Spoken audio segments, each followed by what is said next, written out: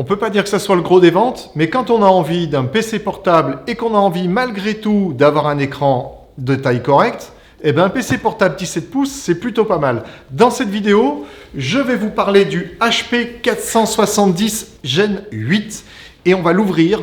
On va voir ce qu'il y a à l'intérieur et je vais vous donner ses caractéristiques. Vous allez voir, c'est un bon petit portable. Alors quand je dis petit, vous l'avez compris, c'est un 17 pouces. Donc c'est plutôt affectueux que par ses dimensions. Mais en tout cas, c'est un PC portable qui pourrait vous intéresser si vous n'avez pas envie d'une grosse puissance de calcul. Mais malgré tout, c'est un bon PC portable pour faire de la bureautique, voire même de la bureautique avancée.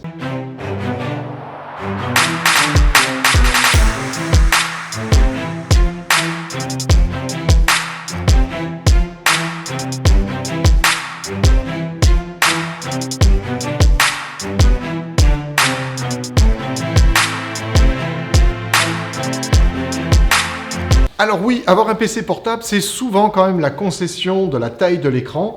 Quand on choisit un 17 pouces, on a un petit peu le meilleur des deux mondes. On a le côté portable et on a le côté grand écran. Alors, en plus, ce modèle-là est relativement léger. Imaginez-vous, un 17 pouces à peine plus de 2 kg. Il doit faire 2,0 kg quelque chose. Donc vraiment, c'est un très bon compromis. Je vous propose qu'on l'ouvre tout de suite. Et puis, au passage, je vais vous donner les quelques caractéristiques qui font que ce PC portable, même s'il n'est pas très cher, il peut forcément vous intéresser car il a vraiment des caractéristiques sympas. Alors, tout d'abord, sachez que ce modèle-là, le 470 Gen 8, existe avec les deux systèmes d'exploitation, c'est-à-dire le familial ou le professionnel. Ici, c'est un familial. Il est très rare à Carpe Diem qu'on vende des systèmes avec justement un Windows famille. Là, en l'occurrence, c'était pour une personne qui avait des besoins, on va dire, professionnels, mais sans plus que ça. Donc, pas de connexion à un réseau d'entreprise, mais vraiment à un usage, par contre, semi-pro, dans le sens où il va utiliser des logiciels de gestion, des logiciels de compta.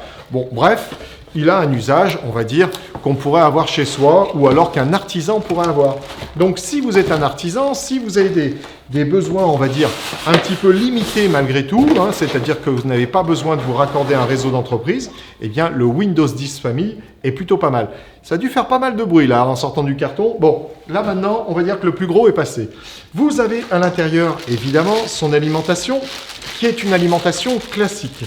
C'est-à-dire qu'on a le petit connecteur habituel de chez HP, je vous le montre sur cette caméra. Bon, il n'y a pas d'alimentation en USB sur ce modèle-là, mais encore une fois, par rapport aux besoins en l'occurrence, ce n'était pas bien utile. Alors, vous avez également la petite pochette dans laquelle vous avez les informations qui sont normalement importantes. Je ne suis pas sûr que ces pochettes soient souvent ouvertes, comme je le dis souvent. Bref, peu importe. Vous avez enfin le PC, je vais vous le mettre juste en dessous, qui est bien avec une protection en carton recyclé. Donc là, toujours pareil chez HP, l'écologie, ça a du sens. Et, ma foi, il ne se moque pas de nous. Alors, comme vous pourrez le voir, ce PC déjà est relativement fin, ce qui lui confère justement ce poids relativement léger également, malgré sa taille de 17 pouces. Alors, je vous le montre tout de suite. Je vais le montrer sur cette caméra et puis après, je vous le ferai voir sur ma gauche. Je vous enlève la petite feutrine de protection. Donc, comme vous pouvez le voir avec la caméra au-dessus, c'est un clavier qui dispose évidemment d'un pavé numérique. C'est là aussi l'avantage d'avoir un 17 pouces, c'est qu'il n'y a pas de compromis au niveau du clavier. Alors, en revanche, il me semble que ce modèle-là n'a pas de clavier rétroéclairé. Bon, voilà, tout ça est cohérent. On va dire que dans la gamme de prix, il n'y a pas de clavier rétroéclairé. Bon, c'est pas non plus hyper gênant. Vous avez un touchpad qui est quand même d'une très grande taille. Vous avez le fingerprint, malgré tout, qui est ici. J'espère que la caméra le voit bien. Et puis, après, vous avez les touches on va dire, de raccourci habituels dans les PC portables. C'est un écran qui dispose d'une technologie de rétroéclairage en WLED. Il est en 1920 par 1080, donc Full HD. Voilà. Maintenant, par contre, en termes de nits, on est à 300 nits. Donc, c'est pas l'écran qui va non plus vous flasher un petit peu trop les yeux.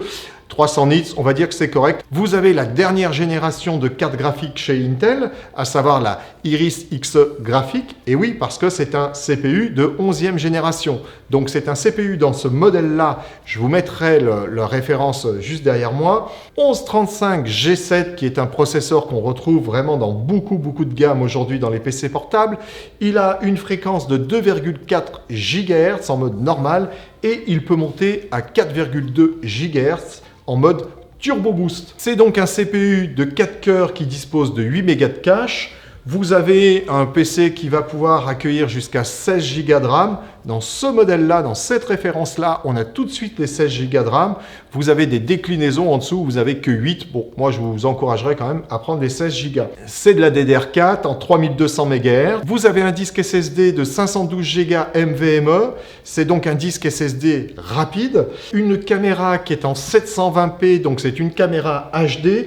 En revanche, je ne suis pas certain que ce modèle dispose de la fonction Windows Hello, en tout cas par infrarouge, c'est-à-dire avec reconnaissance du visage. Alors vous aurez le Windows Hello avec le code PIN, mais vous n'aurez pas le Windows Hello, à mon avis, avec l'infrarouge. Si je me trompe, je vous le mettrai là, je dirais si, il y a bien le Windows Hello, parce que malgré tout, je vois qu'il y a deux petits trous ici qui pourraient faire penser aux sorties infrarouges. Bon, j'en suis pas certain.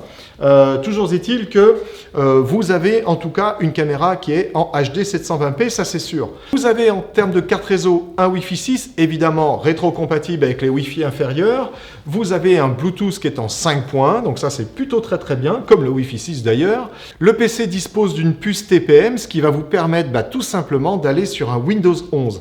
Nativement, ces PC sont fournis avec Windows 10, mais voilà, dès que Microsoft a décidé de vous pousser la version Windows 11, vous allez pouvoir hériter de la version 11 de Windows, ce qui est quand même plutôt pas mal. Ça vous promet de garder tout simplement ce PC pendant de nombreuses années en ayant un système d'exploitation efficace. Vous avez une autonomie de 8h50 grâce aux 3 cellules lithium-ion qui sont à l'intérieur. Et maintenant, je vous propose tout simplement qu'on fasse le tour du PC.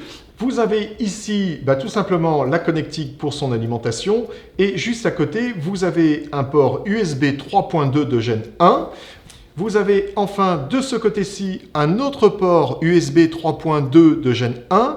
Vous avez une sortie HDMI qui est en HDMI 2.0A si je ne vous dis pas de sottises. Et juste ici, vous avez un port USB Type C en 3.2 Gen 1. Et enfin, un port combo prise jack pour brancher tout simplement un micro-casque. Si vous aviez besoin de plus de connectique, évidemment, vous avez la possibilité de le raccorder à un réplicateur de port qui, lui, vous apportera tous les ports supplémentaires dont vous pourriez avoir le besoin. Alors, pour terminer, je vous dirais que en termes de dimension, vous avez une largeur de 40,07 cm, une profondeur de 25,78 cm et enfin, une épaisseur de seulement 1,99 cm.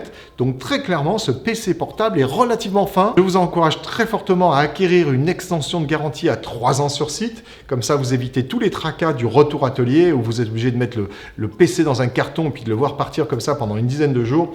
Là, avec une extension de garantie sur site, c'est le technicien HP qui vient directement chez vous. Voilà. Alors, si j'ai le temps, je vous ferai la petite installation rapide qui va me permettre en fin de vidéo tout simplement de vous montrer la dalle, ce qu'elle va rendre justement, les fameux 300 nits. Est-ce que ça suffit? Est-ce que ça suffit pas? Vous aurez vraiment la vision comme ça de ce que donne la dalle en Full HD.